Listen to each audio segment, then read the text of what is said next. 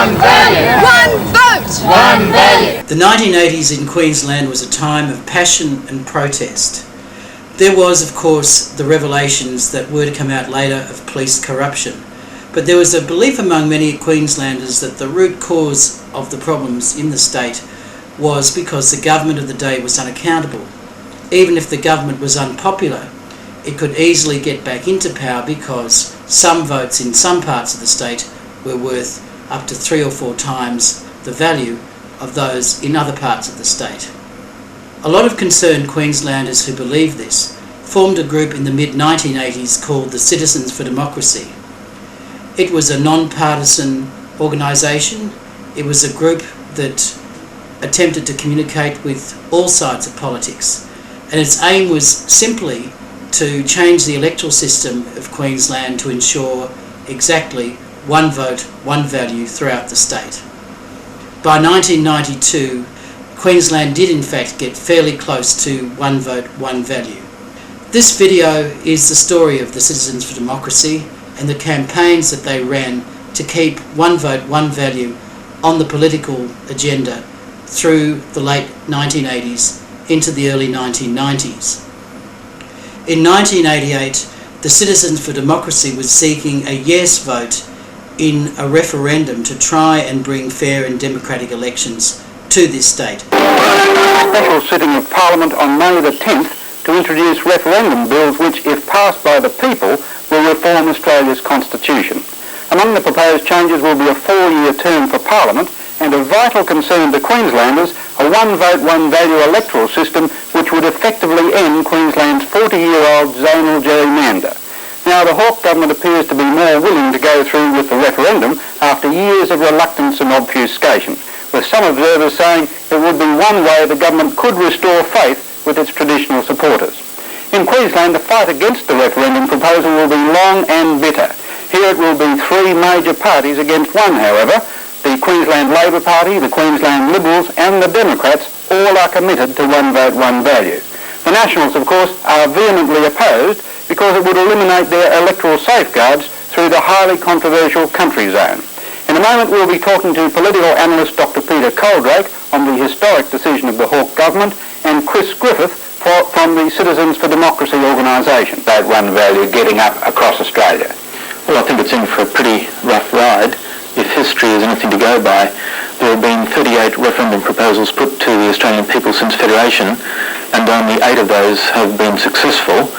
It should be said that for a referendum to be carried, it must be carried by a national majority as well as by a majority of people in a majority of states. So the circumstances are going to be difficult. And one other point that should be remembered is that no referendum has ever been carried where there's been a major disagreement or a disagreement between the major parties. Right, we'll get to that shortly, but first, Chris Griffith from Citizens for Democracy, what was your reaction to the federal government's newfound reformist zeal? Well, we're obviously delighted. The referendum proposal's been on the books now for something like 4 years. But at the same time, we're quite realistic in appraising what we believe to be the possibilities of success of it. One of the major considerations, of course, is the involvement of community support right throughout Australia to see this proposal get up, because we realise that those who oppose it are capable of spending a lot of money on a campaign against it. Right, well, let's get to those who oppose it. In Queensland, the National Party will be the only major party against it. I mean, you'll have the Labor Party, the Liberals and the Democrats all in favour of it. So it's got to get up in Queensland, hasn't it? Well, I'm not sure. It really depends on how hard the Nationals fight it. And although opinion polls in the past have suggested that a majority of people in Queensland do support the abolition of the zonal system, the state government, the National Party, might wage a very strong campaign based on states' rights. And there are, of course, 2 competing principles here. The principles are, on the one hand, one vote, one value, and on the other side, states' rights. It is worth about 5 times other people's vote. But even worse than that, we have a zonal system in Queensland whereby the government has actually produced a situation where people in the regions where their vote comes from have superior voting rights to people from other regions. And for that reason, they start every election with a tremendous handicap in their favour and against their opposition. National Party's primary tally was 39.8%. and the ALP's tally was 44%. On that basis, no side would have secured, or rather neither of those parties would have secured a majority of seats in their own right. You would have had a coalition led by the National Party on that occasion. They were the National Party in government in its own right. And if they didn't want to vote in their own right with 50% of the vote, well, they wouldn't have done it. That's 39% of the vote. Why should a government be elected on that? No, you can't tell fibs like that. That's the sort of figures that are bandied around by the Labor government. They talk about their last election. And in fact, they counted the preferences last election to win. 39% of the primary vote voted. But how many of the Australian Democrats? They got 7%, and they're telling this nation what to do. The Citizens for Democracy, campaigning for a yes vote on the fair elections question, calls the government's commitment of taxpayers' funds to a partisan case an act of corruption.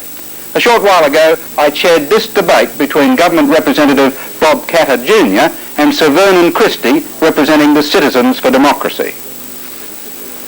Sir Vernon Christie, first, can I have your reaction to the government's confirmed decision to spend this money on the No campaign? Well, I can hardly believe it, really. Like many of my fellow Queenslanders, we thought that the days of the Peterson era, with its lack of principle and all the strange things that happened, we thought they were going to be behind us. But now we have the same old methods, the same old type of playing around with things, and I just can't believe it, like a lot of Queenslanders can't. Is it justified in your mind? The campaign or the money? The money. Well, anybody that believes in any sort of probity will not use people's money for a campaign to protect a political party, which is what this no vote is. It's to protect the hierarchy of a political party. It's not for the good of the state. Mr. Catter. I'm not surprised at the reaction from a person from Victoria. My electorate of Flinders is bigger than the state of Victoria. And if you're going to tell me that a person living in Cloncurry, 600 kilometres from my home in Charters Towers, has representation and the value of his vote and his representation in Parliament equal to that of a person living in Charters Towers, then you would have to have rocks in your head. A person in Charters Towers is a 30-cent telephone call. Can you, half a kilometre around the block. Before we go into that, can you address yourself, please, to Sir Vernon's complaints about the $800,000 of taxpayers' money to be going on a partisan case? Let me dismiss two things. One is that the very wildest stretch of my imagination, the maximum number of seats our party would lose if it was forced into this would be 2. In my opinion, can you address yourself? Most of the biggest seats, the 10 biggest seats in the state, 6 of them belong to the National Party. Can you Party. address yourself to answering Sir Vernon Christie's complaint about the $800,000 being spent on a partisan case? Well, he comes from a state where the Premier of that state, Mr. Kane, spent $1 million on opinion polls this year. There can be nothing more party political, if you like, than an opinion poll to tell you what to do and what you should and shouldn't do. And $1 million was spent in that state this year and has never been denied by Mr. Kane. The federal government will spend $15 million at least on this campaign. So I've lived more of my life in Queensland than I've lived in Victoria. Now, let's get that straight. I lived many years in the bush of Queensland. All right. Now that's the old smoke screen. Trying to protect the political party with taxpayers' money. They're not protecting the people, they're protecting their own power. I just said to you, we've got power of seats. The power of Sir Robert Sparks and the junta around him. Well, I've just said that we're protecting 2 seats, as some people would claim. I would claim we're protecting none. And in actual fact, if we were going to go and spend our time, money and effort in doing this, the reason we're doing this is, and I hope that we always react to pressure from the people that are very near and dear to our hearts, so many of the people in the outback of this state who will be left with no representation at all. I come from North Queensland, and we would be one of the few cases anywhere in the world where 750,000 people are governed by a government 1,000 kilometres away in one case and nearly 5,000 kilometres away in another case. Right, let's deal with that one. But how poor that case is. Nothing about the 800,000. He's arguing about people in the country who've got very close communication now, just as close as people who live near the cities.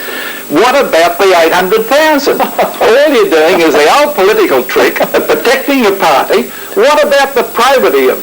What about? I think we drive very What fast. about the honesty of taking 800,000 to protect Sparks and Co., who, by the way, well, I can understand your problem. And we feel for you, because we remember the reports of the confrontation at Harvey Bay.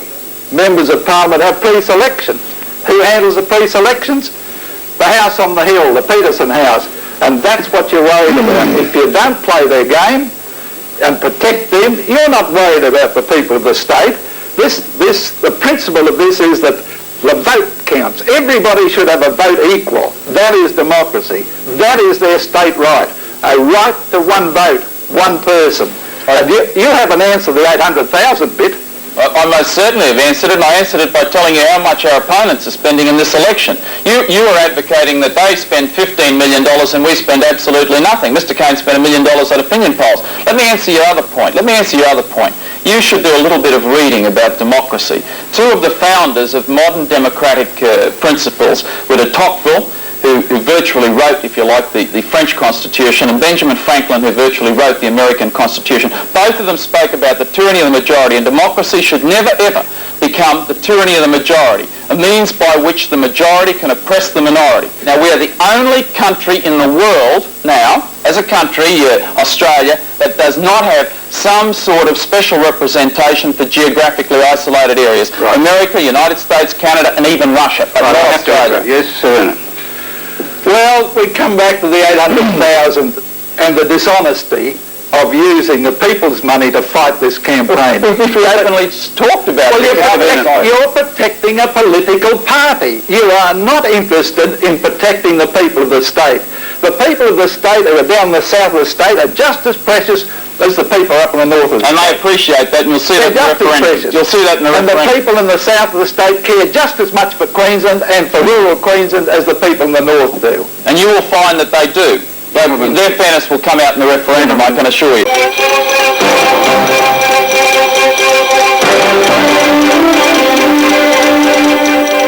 Premier Ahern steps up campaign for a no vote. A night of violence in Northern Ireland as IRA terrorist forced across the border. And Canterbury through to the league grand final. Good evening. Premier Mike Ahern today moved to regain lost ground in the state government's campaign for a no vote in next weekend's constitutional referendum. Mr Ahern's campaign was damaged last week when former Minister Russ Hens admitted Queensland's electoral boundaries are rigged. The Premier now says the poll result, far from being clear-cut, will spark an ongoing legal wrangle.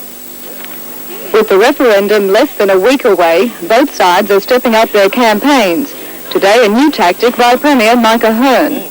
He says a yes vote won't mean the simple introduction of constitutional change, but just provide a field day for lawyers. If these legal questions are passed, which are 33 in number, it will reap a tremendous harvest for Australia's lawyers in terms of tens of millions of dollars, all at the expense of the Australian taxpayer. That's absolute nonsense. All that will happen will be a redistribution in Queensland within the next 12 months. Citizens for Democracy spokesman Chris Griffith says Mr Ahern is simply trying to cloud the issue. Mr Griffith says the Premier's statements aren't what's needed now. He says most voters are already confused by Saturday's referendum. Some believe they must vote the same way for every question. There are 4 separate referendum issues. The answers to each are counted separately, and people can vote yes to one, no to the other, whatever combination they particularly want to. Meanwhile, a coalition of church social justice groups today came out in support of question 2. They say there is a moral, not political obligation to vote yes. And when they analyse the electorates, how they're constituted, it's quite obvious that there's no equality in voting here in the state. Jane Hodgkinson. Representatives from various Christian churches has called for Queenslanders to vote yes to question 2 in next Saturday's referendum. They say the yes vote to the fair and democratic election question is important for the common good of the state. The Joint Churches Social Justice Group is comprised of individuals from all the major Christian churches. Their concern about the Queensland democratic system prompted them to take out a full-page advertisement in a Christian newspaper, urging people to vote yes to the referendum's question 2. They say it's a last-ditched effort to achieve democracy in Queensland. Just the history of Queensland. We had one party in power for 31 years. We had the term gerrymander continually being referred to, and when you analyse the electorates, how they're constituted, it's quite obvious that there's not equality in voting here in the state. It's not the first time the Joint Churches Social Justice Group has been in the public eye. In 1985, during the CQEB crisis, they took a strong stand against the government's actions of sacking workers. Some of them ended up being arrested. Catholic priest Father Richard Pascoe was one of them. Does he feel strong enough about the yes vote to be arrested again? If it was necessary. I don't think the people in Queensland are that stupid, really, to continue voting no, because the National Party is telling them to. I really don't think they're that stupid. Government are fighting the next state election on current gerrymandered boundaries. And why not? After spending at least $800,000 of taxpayers' money for the No campaign, Mr Ahern has won an historic battle. So what happens next? Both the Labor and Liberal parties in Queensland remain committed to the removal of the four-zonal system, but they haven't got the numbers to introduce one vote, one value on the floor of Parliament at the moment. So you can see this will now become a major issue in the coming state election. An electoral reform group says Queenslanders could go to the polls later this year on voting boundaries drawn in part by disgraced former National Party MP Don Lane. The Citizens for Democracy group says Mr Lane had a major role in writing a National Party submission to the state's electoral commissioners in 1985. The group has called on the National Party to make that submission public before the by-election for Mr Lane's former seat of Merthyr. Citizens for Democracy say the Queensland voters need to know how far the National Party submission went in determining electoral boundaries and promoting the so-called gerrymander. At the moment in Queensland, whenever people put in submissions to the electoral commissioners, between that time and the time the commissioners draw the boundaries, the whole process is secret. Chris Griffith, spokesman for the group, says all submissions on electoral changes should be made public, as they are under the federal system. Mr Griffith says in light of the coming by-election in Merthyr, where electoral rolls may be incorrect, voters needed to be certain of a fair system. At the Merthyr by-election, the National Party will desperately be trying to distance themselves from Don Lane and the activities of Don Lane. The reform group claims that former sitting member Don Lane was one of the chief authors of the National Party submission to the electoral commissioners in 1985. But Acting Premier Bill Gunn says that's not true. Mr Gunn says Mr Lane was one of a number of MPs able to make a submission on electoral boundaries. He says the party does not need to make its 1985 submission public. Mark the occasion with a birthday cake covered in black icing, a symbol of what they call a corrupt system. This was one birthday party where the guests had little to celebrate. It was the anniversary of a day 40 years ago when a then Labor government introduced a new voting system. Today's guest of honour, gerrymander. At the party was a who's who of the left side of politics, as well as church leaders, civil libertarians and political scientists. It's been a discriminatory system against the people of Brisbane, and it's high time it was changed.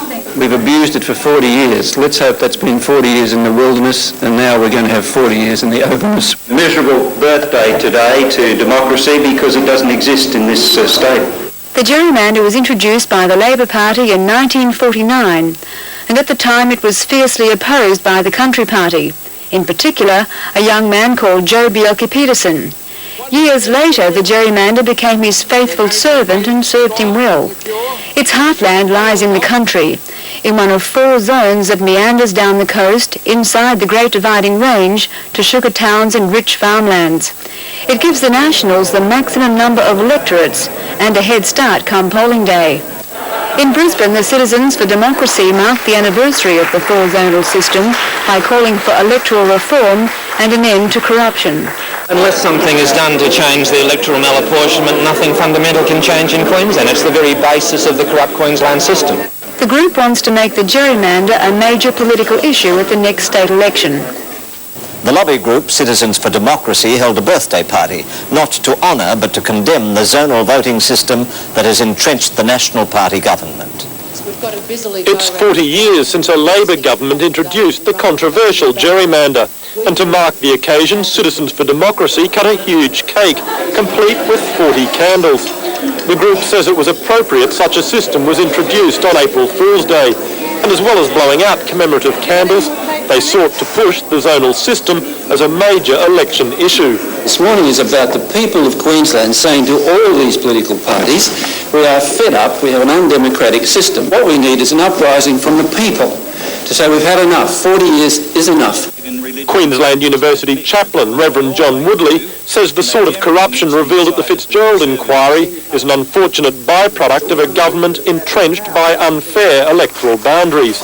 What I would hope is that Christians might really be Christians in this state for once and begin to take a lead in getting rid of the corruption and immorality, which is what we live with every day. Citizens for Democracy hope the gerrymander won't have a 41st birthday, with a big enough swing against the government at this year's election, allowing it to be snuffed out for good. Peter Kelly, 10 News. To review the electoral boundaries. Parliament sat late last night, but it rose before many members had managed to have their say on the Fitzgerald report. Time for debate was delayed this week by the resignation of the Speaker, and the opposition failed to gain an extension. When Parliament resumes at the end of August, the House will debate legislation on a commission to review the electoral boundaries. But the Premier hasn't ruled out the possibility of a boundaries tribunal to decide the changes. That's angered community groups who met today. We don't need another tribunal. We've got the police constraints tribunal. We've had that process. We need a far more independent mechanism for drawing the state's electoral boundaries. A poll of 600, commissioned by the Courier Mail, has found that 85% of people, randomly telephoned, want the state's electoral boundaries reviewed.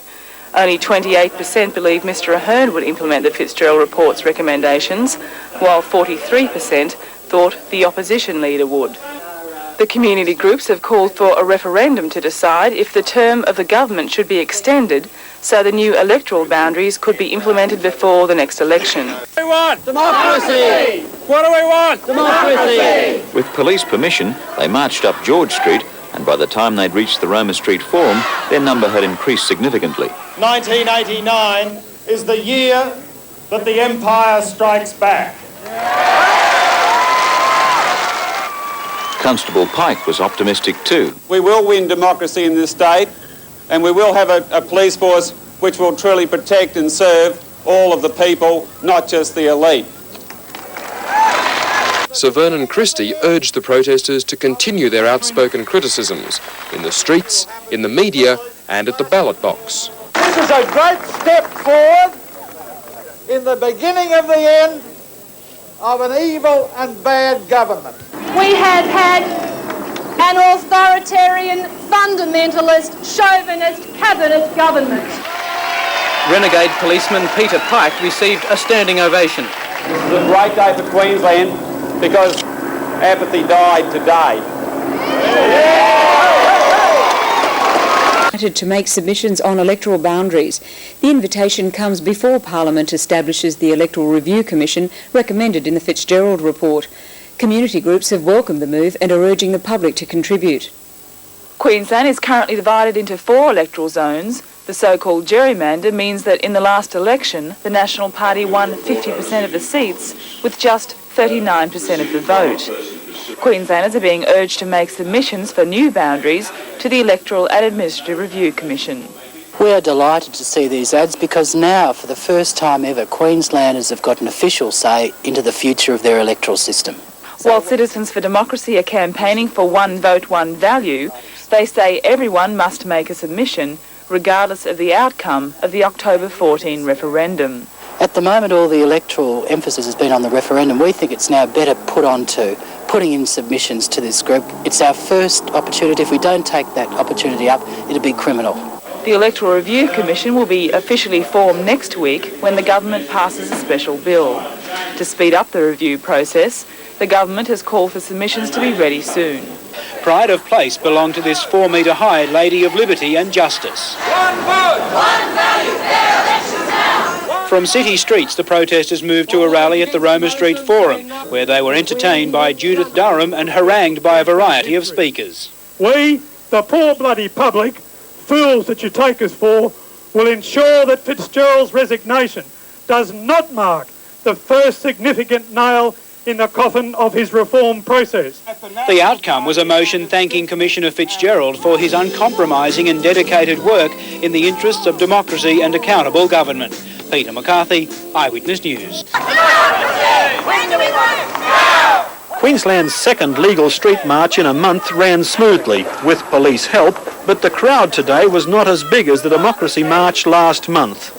Electoral reform, official corruption and misuse of public funds all received a loud airing. And the resignation recently of Anti-Corruption Commissioner Tony Fitzgerald was also prominent. What do we want, citizens? When do we want it? Now! The marchers crossed King George Square in the city centre where protest gatherings are not allowed, but they were not challenged or stopped.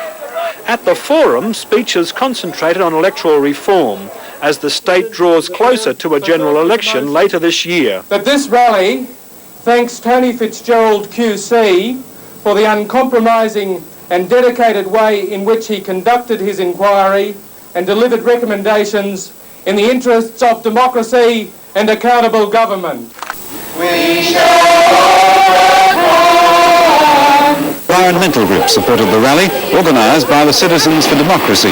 This morning, they linked hands around the three accessible sides of the House in an attempt to show that the government belongs to the people. A human chain of 300 people stretched around two sides of the Parliament House perimeter fence. Some of the more dedicated demonstrators lit candles and spent the night in sleeping bags in George Street. Their numbers increased after dawn, and by 8 o'clock 300 people had gathered to join hands around the outside of Parliament.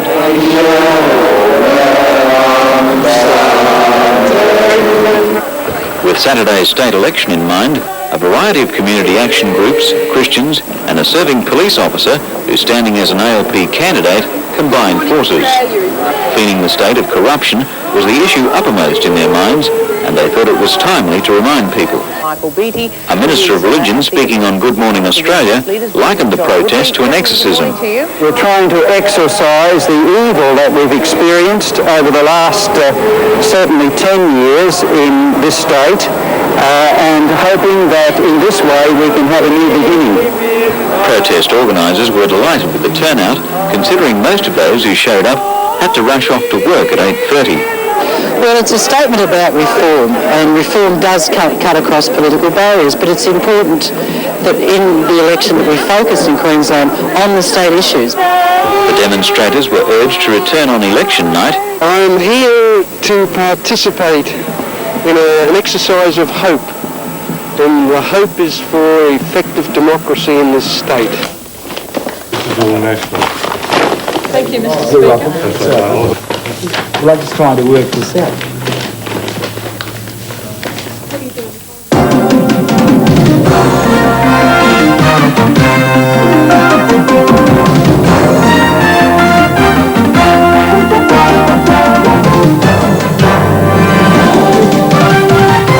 The new Queensland political picture hand-delivered to Parliament House this morning. Good evening, I'm Ellen Carpenter. Thanks for joining us. Pamela Bornhorst is in Sydney tonight, joining Four Corners' 30th birthday celebrations. Queensland's political system changed inexorably today, the death of the notorious gerrymander. Under the so-called zonal system, Joe Bjelke-Petersen was able to rule with just 18% of the vote. The Fitzgerald inquiry heard how even the police had an interest in election boundaries. Today, an independent commission, which grew out of the inquiry, brought down its recommendations. A total of 25 seats have disappeared and new seats created. Greg Turnbull followed the day's events. Thank you. That's fine. Is that the lot of them, is it? Well, actually, I just select them there. Great. Thank you. Here they are. Let's go. Thank you, Sue. Bye-bye. Jim Forrest, the Speaker of the Queensland Parliament, takes delivery of the state's new political picture. After 40 years of notoriety, the Queensland electoral system has been drastically reformed. The zonal gerrymander is out, one vote, one value is in. Well, almost. Jim, is the large map on display here too? No, I know it's at you've got to go up to either George Street where the EARC place is, or where they do at Sunmap. Both the large maps will be there. Across Brisbane City, journalists and other observers queued to discover the boundaries on which the next Queensland election will be fought, probably next year. Well, this is probably one of the most historic days in Queensland's history, because now this state is joining the rest of the Commonwealth in having near to a one vote, one value system with boundaries for the first time for years and years impartially drawn. Impartially drawn by this group of people, the Electoral and Administrative Review Commission, an independent body recommended by the Fitzgerald Report. The boundaries recommended by this committee today, subject to minor changes in response to public submissions, will finally end the so-called Queensland zonal gerrymander. It was a system introduced by Labor for its own advantage in 1949, then refined and used against it by the Country Party, later the National Party, of Sir Joh Bjelke-Petersen. It divided the state into 4 geographic zones: the southeastern zone, the provincial cities, the country zone, and western and far northern electorates. The allowance given to the distances and sparse population of the western zone created the following often quoted disparity. Premier Wayne Goss's urban seat of Logan has more than 30,000 voters, while Russell Cooper's western seat of Roma has around 8,000. Under the proposals unveiled today, the zonal system is no more. The 89 old seats are scrapped and replaced by 89 new seats, based largely on one vote, one value. Take 1.8 million voters, divide them by the number of seats, 89, and you get the new electorate quota, some 20,000 voters. All of the electorates unveiled today are meant to have no more voters than the quota, plus or minus 10%. Except that seats of more than 100,000 square kilometres are effectively exempt from the quota. They are Charters Towers, Cook and Mount Isa in the far north, and Gregory and Warrego in the west. Under a formula devised by the Electoral Review Committee, Gregory, for instance, gets away with having just under 15,000 voters compared to the quota of around 20,000. Well, the Premier called it an historic occasion, an end to Queensland's 40-year-old gerrymander. Legislation to enable a total redistribution of electorates was approved by Cabinet today. It should be before Parliament by the end of the week. The actual boundaries will be drawn up later in the year by an independent commissioner. Today the Premier spoke in glowing terms about the new laws, saying, and I quote, "They enshrine the concept of one vote, one value," unquote. Well, not quite. The fact is, effectively, Queensland is not getting one vote, one value, but a two-zonal system. Voters in some remote parts of the state will find their vote worth more than those in other parts of the state. It's a compromise the Labor Party says it's prepared to accept, in line with the recommendations of EARC, the Electoral and Administrative Review Commission. But many in the ALP are unhappy with the decision, including the party's own parliamentary committee set up to oversee EARC's work. Earlier today we asked the Secretary of the Queensland Labor Party, Wayne Swan, to debate the issue with Chris Griffiths from the Watchdog Committee, which has described the government's decision as hypocritical and a disgrace. Mr Swan, if I could ask you first, the ALP for years fought for one vote, one value. It was very much a part of the political rhetoric. Why now are you prepared to accept less than that? Well, we have achieved one vote, one value, except we haven't achieved it in all of the seats. We've achieved it in 84 out of the 89 seats. And during the state election campaign, Wayne Goss and all his candidates, including the Labor Party organisation, promised that we would implement fully the recommendations of EARC. We're disappointed that EARC has not chosen to recommend one vote, one value in 89 seats. Instead, they've recommended it in 84. But nevertheless, we made a pledge to the people of Queensland, and if we want to have public trust in the government, in the electoral system, if we want to end the abuse of parliamentarians rigging the system, drawing the boundaries, then we have to support the EARC recommendations. But surely you, as an ALP official, should be pursuing ALP policy. Yes, I am, and I will continue to pursue ALP policy. But you didn't in this regard. Well, I'm sorry, you have misquoted the report, as have many other people. We continue to support one vote, one value, but we were required to make a judgment about the totality of EARC's recommendations. EARC has recommended an independent electoral commission. They recommended substantially one vote, one value with a minor departure, and all of the things that Chris Griffith and I have fought for over the years have been recommended with one minor variation. we had to take a judgment about what the package means, and we think that it will produce a fair electoral outcome. It means in practice only one extra seat in Western and far northern Queensland if we didn't have one vote, one value. Well, Mr Griffiths, he says it's just a minor variation. You obviously don't agree with that. Not at all. You either have one vote, one value, or you don't have one vote, one value. We've got a situation now where we're going to have the electorates in the west of Queensland, some of which will have votes worth twice those of the rest of the state. What we want to see is equitable elections with people having an equal say in determining the outcome of that election. And that's not what this particular system is going to bring about. But what's going to be the effect of this? The government says it won't have much effect. Well, it'll have an effect in a couple of seats. Probably 6 seats in all will be involved in the weighting of votes. But that can have an effect on the outcome of the election. We have a situation in South Australia, for example, where the Bannon government is elected with a 1-seat majority. It depends on the support of 2 independent Labor members to govern. So we've got to be able to get election results that give the fair result. We can't say that 1 or 2 seats either way is good enough. So you're saying this will leave the system open to abuse, and that's what we're supposed to be getting rid of? Exactly. In fact, it's not me who's saying that, it's the EARC Parliamentary Committee report that's saying that. And we're concerned that now the government and Cabinet have looked at the legislation, it's not taking any notice of those concerns expressed in that EARC Parliamentary Committee report. For example, the legal standing of EARC's recommendation for weightage, the fact that the Parliamentary Committee found the formula as arbitrary, and also that it regarded that there was other ways of assisting members servicing remote electorates. So none of those particular concerns were taken into account by Cabinet today, and we're disappointed. But it's a fait accompli, isn't it, really? There's not much you can do about it now. Well, it's a fait accompli if the government decides it's a fait accompli. As far as we're concerned, the debate's going to go on. In fact, the Parliamentary Committee report's shown that the debate needs to go on, and there has to be further changes to the electoral system. Is there any chance of change, Mr Swan? Well, not in this term of the Goss Labor government, because the Premier gave his word, as did all Labor members of Parliament, that they would uphold the umpire's decision.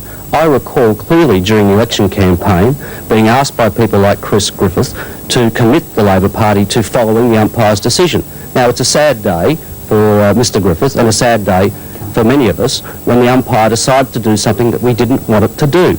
But if we're going to have some faith in this electoral system and people are going to believe that the government is not interfering in that process, then the decision had to be upheld. It's a disappointment to me as much as it is a disappointment to Chris. But that's what independent arbiters are for, and the government has upheld the arbiter's decision. Well, I'd like to correct Wayne Swan on one point there, and that is that before the election, the group I was associated with sent surveys to all members of Parliament and all candidates asking for their commitment not to the Fitzgerald process but to 1 vote, 1 value. And we've even got a submission or we've even got a survey back from the Premier basically giving that commitment. So that's not the case. And we went, in terms of the election, before the election, we were quite clear on our commitment to 1 vote, 1 value. We're going to have to leave it there. Thanks very much, both of you, for coming in. Thank you.